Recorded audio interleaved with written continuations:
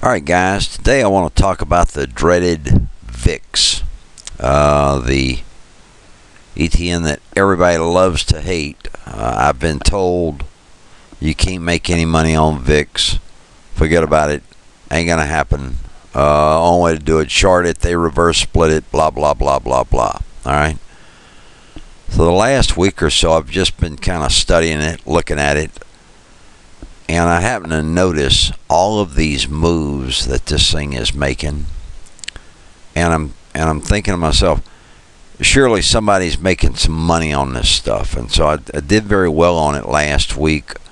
I did okay on it today.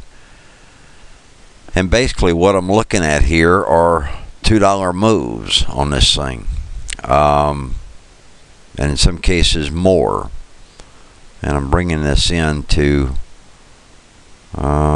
last week in January rather, came down from 27 bucks all the way to 22.50. What would that have paid over that week? Let's just see. Okay, say you had picked up the put. What day was that? 17th, 18th, something like that. Let's just look at there it is right here. You can see right over here. You'd have picked it up at what's that, 40 cents? Within a couple of days, Tuesday, Wednesday, Thursday, 3 days, you could have sold that put for $1.52. Okay, that's a single contract. Okay, very simple strategy, very easy to play. Okay, you can see here there's more action up and down. Next Monday it moved from 22 and change up to a little over 24. Within a day or so it was back down, back up, flatlined a couple of days, fell apart, and then started moving back up again. Okay, and I am telling you now that this thing is playable. If I can do it, anybody can do it. So let's just look at what the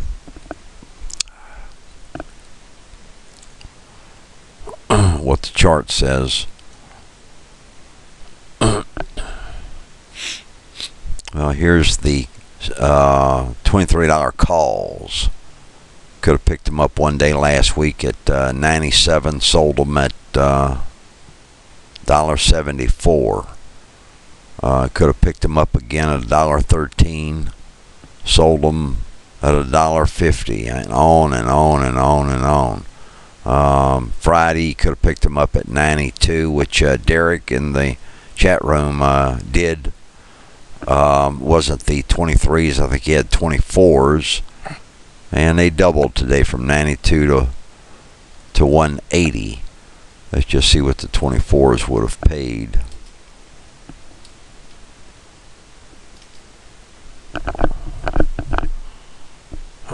Could have picked them up at 62 cents, sold them for $1.25. Okay, but the overriding question always is how do you know when VIX is gonna run? Okay, well, here's a daily chart on it, and last Friday, or Thursday I should say, that was the 31st, you could see the excuse me,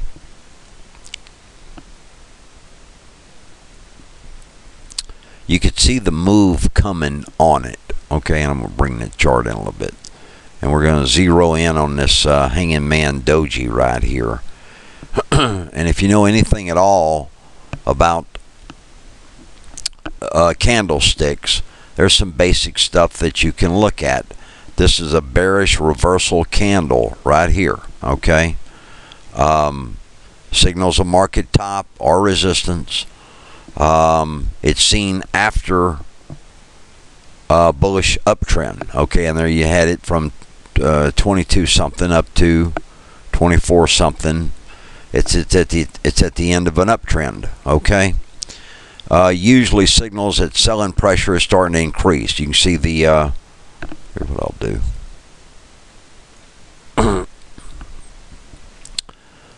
You can see the selling pressure with this tail here. Okay.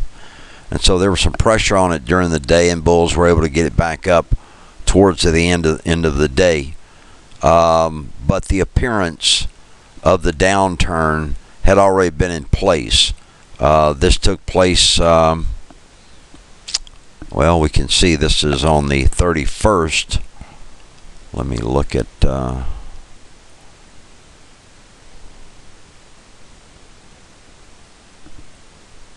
we go.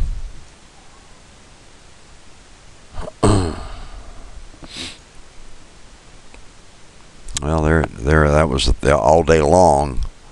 It was trading at the advanced level, but the daily chart should have told you this thing's going to pull back some, and it did. It gapped down Friday morning to under 23 bucks, from 24.40 to under 23 bucks. And you're saying to yourself, well, it's not much of a move. No, it isn't. However, had you picked up, let's just look at it. Let's just look at it up here. Let's change that too. Let's go. Let's go.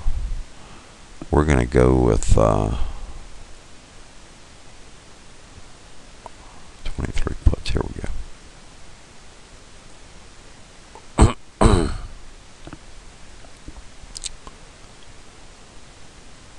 Would have been from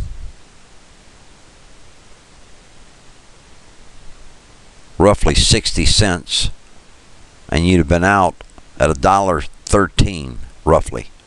Okay, and then today, were you picking it up at the bottom, you could have picked it up at 38 cents. Okay, now say Friday you wanted to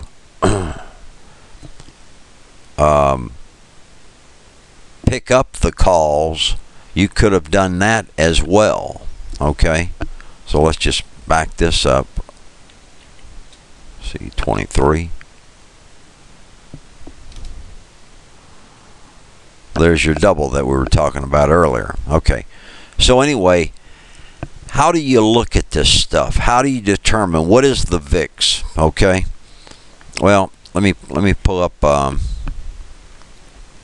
iPath. Okay, so I looked at this in the past, and finally I gave them a call. I want to know exactly what the hell was going on. How do I play this? What do I do here? And there's a young man at iPath by the name of Omar in customer service that was extremely helpful. So he gave me this page, and he says plug in VXX, and which I did. That's already done here, and go to dollar weights. Okay, so you can see what the VIX VXX is determined from. It's the 2 forward months from the month that we're in. So in this case, we're talking about March, February and March. Okay, and it's weighted, and this weighting changes about 5% per day. Okay, because you've got roughly 22 days in a month. So right now, it's weighted 64.86% March, 35.14% March. Both of these numbers will change approximately 5% tomorrow because of another trading day. So you knock off roughly another 5% of this and add another 5% here, and so the weighting of March is growing. The weighting of February is decreasing. Okay, so you look at how they arrive at these numbers. Okay, well, here are the VIX futures. This is January. You can see February, March. There you go. You see G3, H3, J3 on up the line. Okay, so you're looking at February and March. Okay, so we're going to look at February here, and unfortunately this is the only chart anywhere that's going to give you any kind of charting on a VIX future. Okay, now again we're talking this is the February, but it's a real non-sophisticated chart. There's not a lot of technical analysis on it. We can add a couple of things here, I suppose, and maybe come up with something. And we see that there's a commodity channel index, and we see that it's starting to move up. Okay, and you can see what happens here. And again, we're talking VIX, VIX, and we're looking into the future, and we're looking at the February futures of VIX. Okay, so they're up. All right. So let's just back it up some. I'm staying on that same page. I don't want to confuse anybody. Links will be provided. So let's look at H3, which is March. Most of the weighting is going to be on March within the next few days. It already is about double what the February weighting is. So we look at this. Okay, here is the March futures. Let's put up the little commodity channel index, add, refresh the chart, and there you go. You see we're starting to see a little bit of a change here where it's possible that the VIX is going to start moving up. Okay, now will it do it all in one day? Not a chance. Okay, and is it tied to VXX? VIX, are they tied? Well, I just showed you 2 months going forward. This is a very, very simplistic example, guys, but it's something that you can use.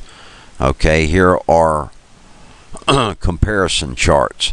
Here's your VXX, that's the ETF. Here's VIX, the indices are that measures volatility. Okay, they're very similar. Okay, little bit more choppiness on VXX, and you have to account for that. But anyway, you get an idea as to what the possibilities are on some of this stuff, and all you got to know is where to look. Okay, so what I do during the day is I go to the product symbology page of CBOE, and I'll take a quick look. Here it is right here. Now this is delayed 20 minutes, but you can still get a good idea. You know, in some cases you don't always need real time. See what the change is. How's it doing? Is everything green? Yep. Are certain months starting to turn red? You have to watch for that, and just wait for your proper positioning on either a put or the call, and just go for it. Okay. But anytime you've got moves like this with this big of a range, you got no choice. You got to at least take a shot, and you may miss it a couple of times, but you've got enough time to, even if you're upside down, sit tight, because something's going to change pretty quick. And that's my little spiel about the VXX, guys. Thanks for watching. This is Mikey.